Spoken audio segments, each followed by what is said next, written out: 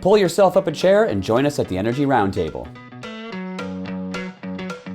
Welcome to Energy Roundtable, where Lisa and I talk about the news stories of the week and sometimes debate, sometimes agree on the merits of the relative articles. So, Lisa, welcome to the Roundtable.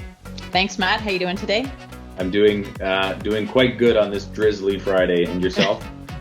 I'm good. I'm hoping the sun peeks out there this weekend. Yeah, that is the plan. So let's dive right in. My first headline is from one of my favorite websites, smartenergydecisions.com. And this headline is Setting Records, Walmart continues moving towards becoming a totally renewable business. So, like everything, all of life begins and ends at Walmart at least it feels sometimes. And so the article is actually, I don't know if it's really an op-ed, but it's an article by one of the, I got to get it here. He is, he's got a good Dutch name, Mark van der Helm. He's the Vice President of Energy and Facilities Management at Walmart. And so really what they've done is they've partnered with NG, North America, to procure 5,000 megawatts of renewable energy capacity, mostly wind. But that will drive jobs, that will drive, but it's broader than that. I mean, they're looking at solar as well. So, they're getting there, and I think they're calling it Project Gigaton. They're trying to avoid a gigaton of greenhouse gas emissions from their supply chain. So that's scope 3, right? So that's for Walmart, it's that scope 3 stuff. I think that is massive, right? So yeah. And it's what I like about this initiative, and I don't have all the details, but it's showing, that they're driving towards, and then they're going to pull everybody with them, right? Because everybody wants to be a supplier to Walmart. Everybody wants to be a supplier to Costco. And to do that, to play in that club, you're going to have to, follow suit to help them with their scope 3 emissions, which come from the supply chain. So, yeah, it's an exciting news story. Anytime somebody makes this big of a commitment, things are going to happen.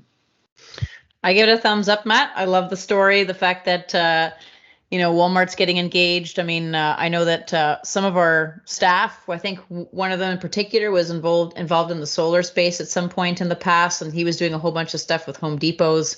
At least I think that was kind of the plan. So to see some of these big organizations kind of going towards that, I think it's going to help set the stage for some of the smaller organizations to follow. So I like it. I give it a thumbs up.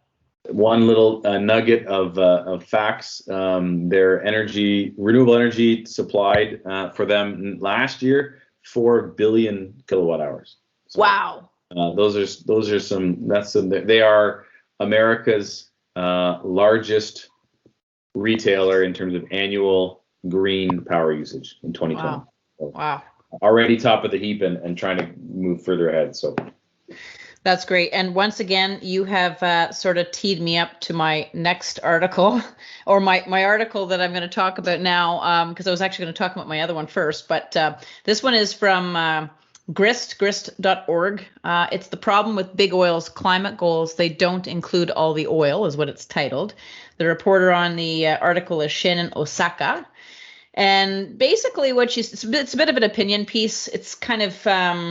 I'll call it negative in terms of kind of her view of what the oil companies are doing. But she's basically suggesting that net zero claims by these big oil companies need to be taken with a grain of salt. And they're not really they're talking about a select portion of their business model. So talking about kind of scope 1, 2, and 3 emissions. One of the things that she highlights in the article is BP, for example, they've pledged to cut emissions of all oil and gas that it extracts to net zero by 2050. But that's only about a third of the energy the products the company sells. BP apparently buys a lot of crude oil and gas from other producers and then sells them to customers. The part that I was kind of interested, she further talks about, they're leaving the door open to offsetting some emissions by planting trees or using technologies to store carbon deep underground. She explains that sometimes they can be effective, but it also allows companies to carry on with business as usual instead of making more significant structural changes, which she's got some merit to that specific point. But it does the reason I like the article isn't so much about the oil piece, because that's a little bit hard to really start to kind of clean up. I think they're trying to do a good job of getting there, so they're making some aggressive goals to do that. And well, as Graham Seaman on our our podcast that we just got off of suggested, you've got to really make the plan and then figure out how you're going to get there. But it does kind of raise a good point about scope 1, 2, and 3 emissions. Like when we talk about net zero emissions, what are people really thinking about? Are they thinking about it, as a holistic package, or are they just talking about direct or indirect emissions? So yeah, I just kind of like the article for that, because it really started to point out the differences between scope 1, 2, and 3, and the importance of looking at it as a whole. Well, I'm a thumbs up on this one too, and I actually checked out grist.org as you were talking, and it looks like a pretty cool website.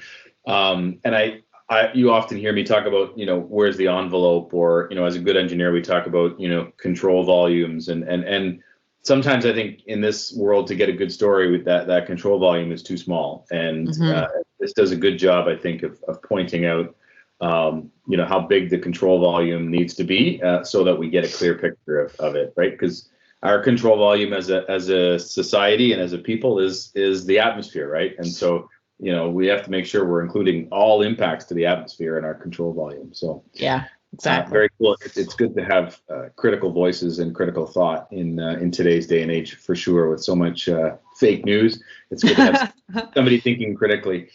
My next story is from one of the 2 or 3 national papers, the one that I don't read, but from the Globe and Mail. I did read this article. It's an op-ed. It's published by Heather Chalmers, who's the president and CEO of GE Canada, General Electric Canada. And the title is How Canada Can Lead Amid the Global Energy Transition. So it's really a challenge, or to the readers, a call to action, saying, talking about the targets we've set federally, and, some of the ambitions that the federal government has. And, really we need to have an innovative and kind of broad portfolio approach to getting there, and to getting to a low carbon emitting world. And I think one of the things, she acknowledges the drive towards hydrogen, our favorite word, and those kind of things. The other thing that she really is pushing on is SMRs, small modular reactors, and how they can fit in, and how Canada could potentially be a leader in the SMR space. But she also calls for a pragmatic approach to it, and making sure that the risk management and the policy aligns with making sure we're leading and not lagging, and making sure we can get to projects relatively soon. So and then she also talks about closing the skills gap. And so overall, it's a really good article to say, yes, we're doing the right things, and here's some other things we need to be mindful of, so that we can follow through on our commitments. So, and it's good to hear from somebody in business and business leadership on a topic like this, who's boots on the ground trying to make it happen as well. So, yeah. Good. No, I give that a thumbs up, and it's kind of interesting, because when you think about technologies and you think about what how our world is evolving, and again, the story about electrification versus using natural gas, you kind of wonder if maybe it needs some broader organization, and maybe the federal government is part of it, maybe they're not. But in terms of setting the stage of what this really needs to look like, to make sure we're covering all aspects, right? When we talk about resiliency and sustainability and what this needs to look like, do we want to end up, if you use Texas as an example, where, if coal fire or gas fire power plants are down and the wind's not blowing enough and sun's not out enough, you lose the resiliency, right? And then you lose, and then that affects businesses, and it kind of keeps going down the chain. So you kind of think, what does this need to look like, and how do we manage this to make sure we're doing it right? Because we can do this right once. We're not going to have the ability to, keep correcting this, maybe 50 years down the road or 30 years down the road, right? The counterpoint is, at some point we got the filament in a light bulb right, and not we. Edison did, but it took him a lot of wrongs to get there. So that's true. At the same time, progress requires that we make some mistakes too. So yeah. I'm not sure I want governments picking winners. Well, that's why I was kind of like, I don't know if you want necessarily them, or if it should be somebody else that's maybe tied to them, but. Yeah, you kind of think how that has to fit together to make it right. Right. You got one more article? Yes, sorry, I do. This one is from Sussex Strategy Group. This actually just came out yesterday. I was pretty excited. So I actually had a different article picked out today, but I thought I would talk about this one. So it's titled Ontario Minister of Natural Resources and Forestry releases Ontario's draft forest biomass action plan for consultation. Cool. I was pretty excited about this because we haven't really heard a lot about biomass. I mean, it's received a lot of, I'll call it negative press for people that really don't understand biomass as a whole. But basically, the strategy is to help improve the provincial forest industry's cost competitiveness by maximizing the use of mill byproducts and enabling the province to reduce the need for more carbon-intensive fuels. And then they talk about a couple of objectives that the plan has. I'll go through them here really quickly. So the first one is to identify pathways to markets for forest biomass. The second one is support demand for forest bioenergy and bioproducts. The third one is improve the business and regulatory environments for the use of forest biomass. The fourth one is support holistic, cultural, relevant pathways for Indigenous community involvement in forest biomass value chains to support reconciliation between Indigenous communities and the Crown. And the fifth one is communicate, collaborate, and inform on forest biomass opportunities. And I like this because, we talk about a variety of technologies within CEM and within, on our kind of media streams, whether it be energy radio, energy roundtable, energy news. But we don't. Again, biomass doesn't maybe get as much of attention as it deserves. It's a great technology that has been quite successful in Europe. So the fact that we're starting to have this conversation and that is coming up as a technology that could be used as part of our path to net zero is quite intriguing. So I give it a thumbs up for that reason. So does the plan speak about raking the forest floors? Because according to the former President Trump. And that's the key to good forest management. That's why Finland is so successful. They rake their floors of their forest. That's a little tongue-in-cheek reference to the unfortunate forest fires in California and Trump's poor handling, saying that they didn't rake the floors. Listen, I mean, Canada has such a great resource in terms of biomass, and we have to. It's a resource on a bunch of different levels, including being a big part of the carbon chain and then the carbon cycle and pulling carbon. So obviously we have to be good stewards of it. But yeah, can we use it and leverage it and to have some policy that drives some leadership around it? That's great. I mean, policy always has to go through the stakeholdering process, right? So what will that look like? How long will it take?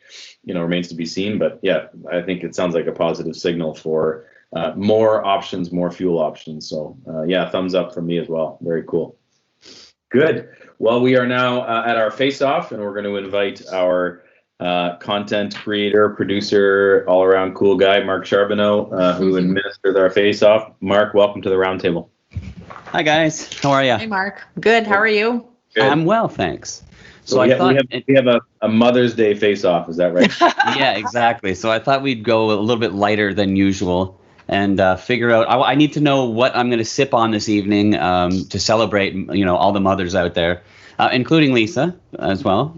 Yes, right. So it's my first one. That's right. Big deal. Yes. That is right. Yeah. Yeah. Okay. Well, maybe I'll do both of these then tonight, just to celebrate you, then, Lisa. But okay. So I figured I'm going to do a toast to the moms. So I don't know if I'm going to sip on like an ice cold pint of beer or a nice tall glass of wine. So I'll leave it up to the two of you to figure that out and pitch me on which one I should be drinking. And Lisa, I'll let you pick heads or tails for this coin toss. Okay. I'll pick heads. Uh-oh. Oh. Redo. Sorry. It fell. It is heads. Okay. Well, let me talk about beer. So for the record, though, just to make everybody understand, I actually really like both drinks. Yeah. Okay. Not my grandfather was an alcoholic, but he used to say there's no bad drinks, and I totally agree with that statement. But I'll take the beer side. So, all right, beer. Why is it better? Well, it has a lower alcohol percentage, which is easier on the kidneys and liver. Bonus. It has a lot less sugar content than wine, so it might be a little better for your waistline, although many people do get beer bellies, I suppose. Beer commercials are way better than wine commercials. It's way better after a workout. Quenches your thirst much better than wine does. Every road bike or mountain bike ride I take, not every, but most of them, I'll have a beer afterwards. You can make beer at home faster than you can wine. It's Homer Simpson's favorite drink. So for that reason, it's another bonus. And hangovers are a lot easier to typically deal with for those that, drink maybe a little bit too much. And the last point is probably, if you've heard of the beer festival or the festival in Germany, Oktoberfest, well, case in point. Okay. All right. Well, I'm not nearly as well versed in the consumption of alcohol as my colleague is. Clearly, based on the last few minutes, I will try my best. I do have a bias towards wine over beer, so this fits well. I know that. As I've gotten older, I've had a bias to now, Mark. I might suggest a third option. A glass of scotch you could also sip on this evening as well. I'm certainly a scotch drinker, so that would bode well. As you watch Blue Bloods on CBS at 10 a.m. Eastern.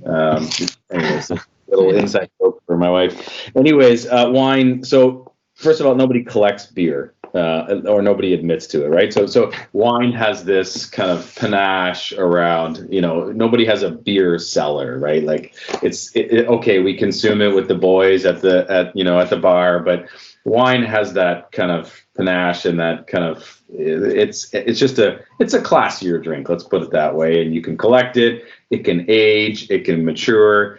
You have selections from all over the world. I guess you have that with beer too. We're recording this, at least me in Niagara. Niagara has a big, so it's got this opportunity to really support the local economy.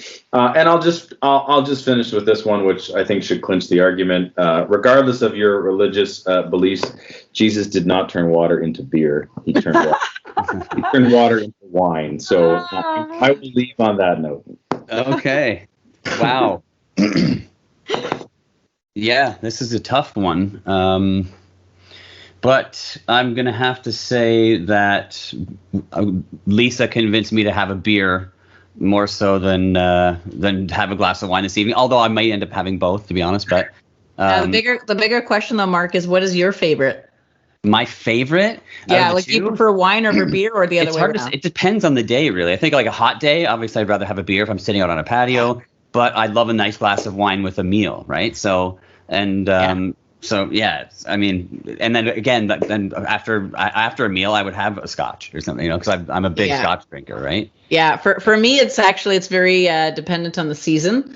So I will have beer typically in the summer, and spring, summer, and then come fall, winter, I don't know, it's not the same. So I switch over to wine. I agree, and I also I've been getting into the craft beers a lot too. So yeah, those are fun. Yeah. Well, it's a little bit like energy generation, right? Like you need to have options, right? Not everything can be renewable wind and solar. It can't all be beer. We need wine. We need scotch. We need vodka. We need options so that we, for the right seasons. So I agree. Lisa's arguments were more compelling. I thought I would do better than I did, but I agree you made the right choice. So, and in any regard, let us all toast to our mothers and to Lisa on her first Mother's Day. May you enjoy it. It's exciting. So thank you both for participating, and thank you to our listeners for another episode of Energy Roundtable. Give us your feedback in the comments. Look forward to hearing from you. Take care and stay safe. Bye, guys.